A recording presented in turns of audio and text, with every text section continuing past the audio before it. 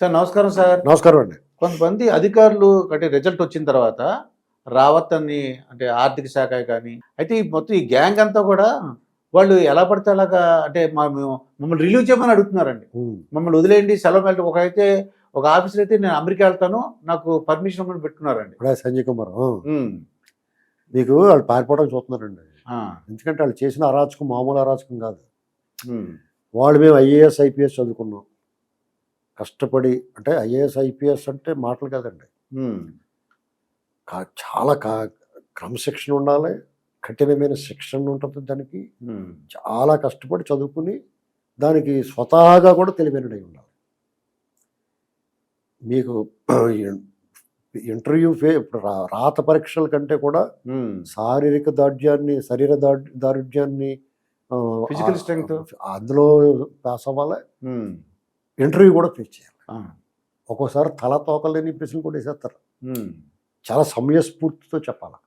అంటే sharp fraction of సెకండ్స్లో అతను చెప్పగలిగి ఉండాలి. అంటే అంత షార్ప్ మైండ్ ఉండాలి. ఓకే, ఇవన్నీ చూస్తారు వాళ్ళు. కానీ ఒకటి మర్చిపోయి ఇప్పుడు యాడ్ చేయాలి ఒకటి విచక్షణ. వీడి క్యారెక్టర్ ఏంటి, వీడి చరిత్ర ఏంటి, చదువుకున్నప్పటి నుంచి వీడు ఎలా ఉన్నాడో, చిన్నప్పుడు సీమలు గట్ట చంపేసి కూడా ఇలాంటివన్నీ కూడా చూడాలి. ఇప్పుడు సెలక్షన్లో ఎందుకంటే వాళ్ళ మానసిక స్థితి కూడా చూడాలి. చిన్నప్పుడు ఎలా ఉన్నాడు. అవును, మరి ఇప్పుడు అన్ని చదువుకుంటాడు, అన్ని బాగా ఉంటాడు. వాళ్ళు ఈ పైశాచిక ప్రభుత్వం శాడిస్ట్ ఉండడం కూడా లోపల వాళ్ళు అనుకోకుండా అధికారం వచ్చేస్తే వాళ్ళ చేతులు పెత్తనం పెట్టేస్తే విచక్షణాధికారం కలిగిన చట్టము రాజ్యాంగం రక్షణ కలిగిన పదవుల్లో ఉంటారు వాళ్ళు. వాళ్ళు ఏమంటాం ఉండదు, గవర్నమెంట్ సర్వెంట్స్ ఏమైనా అంటే పెద్ద డేంజర్ సామాన్యులకి. అటువంటి దాంట్లో ఇటువంటి పిచ్చోళ్ళు పడేసారు ఇంకో. ఇప్పుడు పైశాచిక ప్రభుత్వం ఉన్న వాళ్ళు, పిచ్చివాళ్ళు, ఇలాంటి వాళ్ళు ఉన్నారు అనుకోండి, అందులో డేంజర్ కదా. అది చేర్చాలి. ఇప్పుడు అంటే ఆడ కేసు హిస్టరీ, ఆడ చరిత్ర అంతా తీసుకోవాలి. చిన్నప్పటి నుంచి ఎలా ఉండేవాడు ఏంటి, చిన్నప్పుడు సేవలు గట్ట చంపేసి కూడా, లేకపోతే ఇప్పుడు తూనీగలు తోకలాగేసి కూడా, ఎంతోటి చదువుకున్నప్పుడు రూమ్మేట్లను కూడా ఎంక్వైరీ చేయాలి.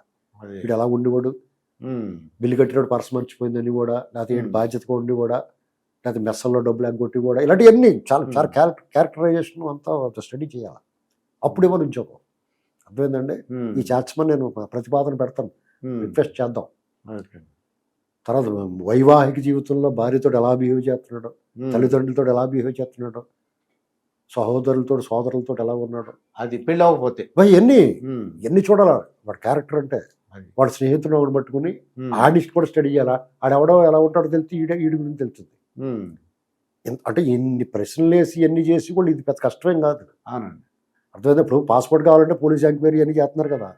అలాగే వీడికి ఉద్యోగం ఇవ్వాలంటే ఎన్ని చూడాలి, ఐపీఎస్ ఐఏఎస్. లేదంటే కొల్లి రఘురామరెడ్డి, ధనంజయ రెడ్డి, అజయ్ కల్లాం రెడ్డి, ధర్మారెడ్డి,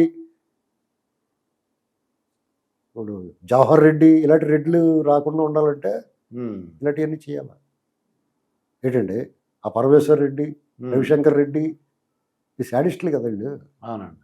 సీతారామాంజనేయులు, జాషువా, వీళ్ళంటే ఎవరండి వీళ్ళు? మరి వీళ్ళందరూ వాళ్ళు డ్యూటీ చేస్తున్నారు. వాళ్ళు కరెంట్ ఆపేసి పోలీస్ స్టేషన్లో ఎవడొచ్చాడు కొడుతున్నాడో తెలియకుండా చేసిన జాషువాని ఏం చేయాలా? పట్టాభి గారి విషయం మరి అలాగే చాలా మంది చేశారు వీళ్ళు. ఇతను పట్టాభి ఒక నాయకుడు, గుర్తింపు అందరికి తెలిసిన వ్యక్తి కూడా బయటకు వచ్చింది. బయట రాకుండా ఎంతమంది ఏం చేశారు వీళ్ళు ఎవరు తెలుసు. ఎవరికాడు నోరు మూసుకుని కూర్చున్నారు, ఏం చేస్తే వీళ్ళతో ప్రమాదం అని బయటకు కూడా రాలేదు చాలా ఉన్నాయి. కాబట్టి వీళ్ళందరూ పారిపోతారు. ఇప్పుడు వీళ్ళు చేసిన అరాచకాలు మామూలు పారిపోవాల్సిన అవసరం ఉంది, సెలవు మీద పారిపోవాల్సిన అవసరం వచ్చింది వీళ్ళకి. ఇది వరకు ఇలా ఏం లేదు. ఎప్పుడు మీకు ఒక విషయం గుర్తు చేస్తాను. 1999లో రాజశేఖర రెడ్డి కాంగ్రెస్ నుంచి ముఖ్యమంత్రి అభ్యర్థిగా అతను ఫోకస్లో ఉన్నాడు. చంద్రబాబు నాయుడు గారు పనిచేసే ముఖ్యమంత్రిగా నినాదంతో ఎన్నికలకు వెళ్ళాడు. అప్పుడు ఎన్డీఏ కూటమి, టీడీపీ బీజేపీ కూటమిలో ఉన్నారు. రాజశేఖర రెడ్డి అప్పుడు చంద్రబాబు నాయుడు గారు చేతులకు అధికారం వచ్చిన తర్వాత 4.5 ఏళ్ల పాటు ఆయన పరిపాలన చేసిన తర్వాత ఆయన తీర్పుకి వెళ్ళాడు.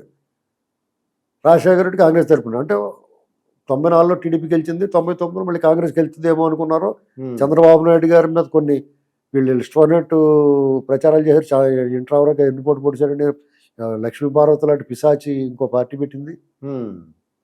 వీరగంధం సుబ్బారావుని వదిలేసింది, అవునండి. అతను మాట వదిలేసింది. ఇప్పుడు రామనగర్ చనిపోయిన తర్వాత ఏం చేయాలి? వీరగంధం సుబ్బారావుని రావయ్యా అని కేకేయాలి కదా. అతను వదిలేసి తన్నేసి వచ్చేసింది. మళ్ళీ నా స్వామి అంట మొదలెట్టింది. హరికృష్ణ గారు, దగ్గుబాటి వెంకటేశ్వర గారు ఇలాంటి వాళ్ళందరూ కూడా చంద్రబాబు నాయుడు గారి మీద కత్తికట్టారు. ఉపేంద్ర, మోహన్ బాబు వీళ్ళందరూ ఉన్నారు. అలాంటి పరిస్థితుల్లో ఓట్లు చీలిపోయి నేనే గెలిచేస్తాను అనుకున్నాడు. వాళ్ళు బతుకెప్పుడు కూడా ఎదటోళ్ళు సీల్ చేసి ప్రాంతాలు మధ్య ఇచ్చిపెట్టేసి కులాల మధ్య ఇచ్చిపెట్టి గెలవాలనే కానీ దమ్ముగానే చేస్తానరా బాబు నీకు గెలిచిన దాఖలాలు లేవు వాళ్ళకి. ఆ చరిత్రే లేదు. అతనే గెలిచేస్తాడు అనుకున్నారు. అతను నమ్మాడు, చాలా మంది అనుకున్నారు. ఓకే అండి. అధికారులు అందరూ నమ్మారు. ఈ ఆఫీసర్లు కూడా నమ్మి ఉంటారు. నమ్మి చీఫ్ సెక్రటరీ, డీజీపీతో సహా రాజశేఖర రెడ్డి ఇంటికి కౌంటింగ్ ముందు, ఎన్నికలు అయిపోయిన తర్వాత కౌంటింగ్ ముందు పుష్పగుచ్చాలు తీసుకుని రాజశేఖర రెడ్డి ఇంటికి వెళ్ళారండి. అతను అభినందించారు. అతను కూడా ఉల్లాసంగా, ఖుషీగా తన సహజ సిద్ధమైన విషపనం నవ్వుతా మాట్లాడాడు విలేకరులతోటి. చంద్రబాబు నాయుడు గారిని ఏకంగా చాలా అప్పుడు తోలనాడాడు, కొట్టంగాడు అది ఇది అని మాట్లాడాడు. కట్ చేస్తే టీడీపీ గెలిచింది భయంకరంగా. 29 మంది ఎంపీలు గెలిచారు, ఓన్లీ టీడీపీ, ఇంకా బీజేపీ వాళ్ళు కాకుండా. అలాంటి పరిస్థితుల్లో ఈ అధికారులు అందరూ ఏం చేయాలో గొంతులు పచ్చికలకే పడిపోయింది. అది చంద్రబాబు నాయుడు గారి దగ్గరికి వెళ్ళారు. బిడిగి పడతా బిక్కుమంట. ఈ ధర్మరాజు మీరేమి అలా మొహమాట పడక్కర్లేదు, ఎన్నికలు రాజకీయాలు ఎన్నికల వరకే, అందరూ కలిసి పనిచేద్దాం, అభివృద్ధి చేద్దాం, అది ఇది అని మాట్లాడాడు. ఇది భలే ఉందిరా బాబు అనుకున్నారు. 1999 నుంచి 2004 వరకు నిజంగా గోల్డెన్ పీరియడ్ ఆంధ్రప్రదేశ్కి. అద్భుతాలు చేశాడు చంద్రబాబు గారు. మనం అనేక సార్లు మాట్లాడుకున్నాం, కొత్తగా చెప్పక్కర్లేదు. కానీ ఆఫీసర్లు ఎంత అద్భుతంగా చేసిన తర్వాత అన్ని పోగేసి అన్ని రకాల పిండి వంటలు వండి పెట్టిన తర్వాత ఆయన ఓడిచ్చారు జనం. రాజశేఖరుడు వచ్చి కూర్చుని పంచాయతీ కట్టుకుని అందరికీ తలకాత పలానా తన వాళ్ళందరికీ పంచిపెట్టి, ప్రజలకే పంచిపెట్టలేదు. ఈయన సంపాదించిన సంపద, కరెంటు ఏ బెడద లేకుండా శుభ్రంగా కుమ్మేసుకున్నాడు. లక్షలాది ఎకరాలు ఇచ్చాడు. దాని గురించి ఏ ఎదవా మాట్లాడినా, లేపాక్షి, బయ్యారం భూములు, అక్కడ రాయలసీమ స్టీల్స్కి, గాలి జనార్దన్ రెడ్డి బ్రహ్మణి స్టీల్స్కి పంజరం చేసేసాడు. గనులు ఇచ్చేసాడు. దానికి అడ్డమొత్తాడు పరిటాల రెవెన్యూ చెప్పేశాడు. నా కోపం నరం దిగిపోయింది, ఇలాంటి మాటలు మాట్లాడి ఇంకో పక్క నుంచి క్లీన్ చేసేసాడు. ఓకే, నరం మేధం చేసాడు, రక్త తర్పణం చేసాడు. యథావిధిగా 2009లో కుట్రలో కుతంత్రాలు రకరకాలుగా విభజించి పాలించే లైట్లో చేసాడు. మళ్ళీ గెలిచాడు. బొటాబొట్టిగా అన్నా సరే గెలిచాడు. అప్పటికే జరగాల్సిన నష్టం జరిగిపోయింది. పాములన్నీ తయారైపోయినాయి. ఇప్పుడు జగన్మోహన్ రెడ్డి చుట్టూరు ఉన్న పాములు, కులం మతం కాదు, అన్ని రకాల పాములు చేరిపోయినాయి. రక్త పింజర్లు, నల్ల త్రాచులు, గోధుమ త్రాచులు, కట్ల పాములు, పొడపాములు, ఇవన్నీ చేరిపోయినాయి. ఓకే, అప్పుడు దాకా ఇప్పుడు పాములు, ఒక్కొక్క పాము చాలా అందంగా ఉంటుంది, నిగనిగా మెరుస్తూ ఉంటుంది. వాటిని పర్సలైజ్ చేస్తూ ఉంటారు. వాటితో తెలుసా మీకు? బెల్ట్లో పర్సలైజ్ చేసుకుంటారు. విన్నాను. అయ్యో అందంగా ఉందని ముద్దెట్టుకుంటే కరుస్తాయి. అర్థమైందా? అవి మనకు తెలియలేదు. చంద్రబాబు నాయుడు గారి పరిపాలనలో వాళ్ళందరూ మంచోళ్ళ కింద ఉన్నారు. వాళ్ళు ముసుగు తీయలేదు. జగన్మోహన్ రెడ్డి రాగానే వికటాట్టహాసం చేస్తా కూరలు నవ్వితే కూరలు కంపండి. ఓరు బాబు ఇటు దయ్యుండ్రా బాబు అనిపించింది మనకి. ఏం చేస్తాం?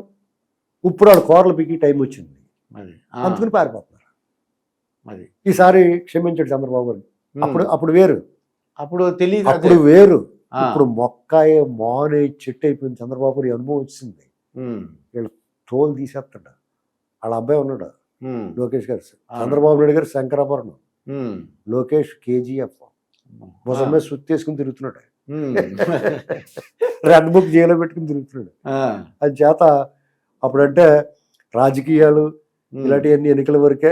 ఇప్పుడు కలిసి పనిచేద్దాం, ఆ టైపు కూర్చోండి, టీ తాగండి, సాల్ట్ బిస్కెట్లు తినండి, సీన్ ఏముండదా. తోలి తీసి ఎండేస్తారు, గోడ వేసి తుక్కుతారు, ముఖాన్ని 3 ముఖాలు చేస్తారు. ఇవన్నీ కూడా చట్ట ప్రకారం, చట్టం పరిధిలో, చట్టానికి లోబడి, రాజ్యాంగానికి లోబడి క్రిమినల్ చర్యలు కూడా ఉంటాయేమో చేస్తారు. ఇలాంటి చేయటమే కాకుండా వాళ్ళు ఒంటి మీద గొడ్డలు తప్ప మిగతా అన్ని లాక్కుని ప్రభుత్వ ఖజానాకి జమేస్తారు. అది అది భయం, పారిపోవడం చూస్తున్నారండి. ఉమ్, అంతే తప్ప ఉమ్, వీళ్ళు కొడతారు తిడతారని కాదండి. ఉమ్, వాళ్ళకి మన పని అయిపోయిందిరా బాబు, ఉమ్, మనం చాలా తప్పు చేసాం, అవును, క్షవరం అయిన తర్వాత వివరం వచ్చింది, ఉమ్, ఇప్పుడు మనం దీన్ని సరిదిద్దుకోవడం కూడా లేదు. అవును, ఎందుకంటే వాళ్ళు బౌండరీస్ అన్నీ దాటిస్తారు. అది ఉమ్, అంటే ఒక పరిధి ఉంటుంది దేనికన్నా, అవునండి. ఆ పరిధి దాటేసి అదే ప్రవర్తించాలి. లిమిట్ అంటే Limits. ఒక రబ్బర్ బ్యాండ్ కూడా కొంతవరకు లాగచ్చండి. అది ఆ లిమిట్స్ దాటేసి వాళ్ళు వెళ్ళిపోయారు. కాబట్టి తప్పదు బంధునాశనం. అవునండి. శ్రీకృష్ణుడు చెప్తాడు కురుక్షేత్రంలో, అవునండి. అర్జునుడు అయ్యో పాపం వీళ్ళని చంపేయటం, ఉమ్, యుద్ధంలో సంహరించడం కరెక్టేనా, ఉమ్, నా బంధువులు స్నేహితులు సోదరులు అవును, పితామహులు గురుదేవులు ఉమ్, వీళ్ళందరినీ నా చేతులతో నా స్వహస్తాలతో వీళ్ళందరినీ హరించాలా, ఉమ్, వీళ్ళందరినీ సంహరించాలా ఉమ్, అని బాధపడిపోయి అస్త్ర సన్యాసం చేసేద్దామని వదిలేస్తాడు. ఉమ్, వాడు పిచ్చోడా ఇవన్నీ కాదురా బాబు, వీళ్ళందరూ క్రాస్ అయిపోయారు, వీళ్ళందరూ ఉమ్, మానవతిని శీలవతిని ద్రౌపదిని వస్త్రాభరణం చేస్తే ఆ, ఒక్కడు నోరెప్పలేదు. ఉమ్, 5 ఓళ్ళు ఇమ్మని అడిగితే కూడా ఉమ్, అస్సలు జాలి పట్టలేదు. లక్క ఇంట్లో మీరు ఉండగా మొత్తం అందరినీ దహనం చేయడం చూసాడు, ఉమ్, మిమ్మల్ని అందరూ చంపేస్తాను చూసారురా బాబు, ఉమ్, నువ్వేట్రా ఇంకా వాళ్ళని ఇలాగంటున్నావు నువ్వు, అని గీతోపదేశం. గీత ఉపదేశం ఏంటి, తోలు తీసేయమని చెప్పాడు. ఉమ్,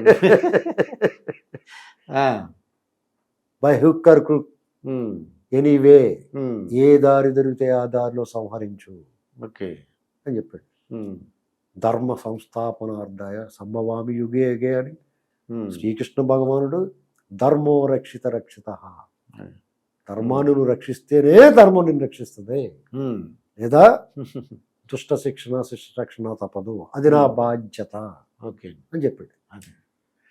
ఇదండి శ్రీనివాసరావు గారితో జరిగిన ఇంటర్వ్యూ. మరొక ఇంటర్వ్యూతో మీ ముందుంటాను. మీ మాస్టర్ దుర్గా ప్రసాద్.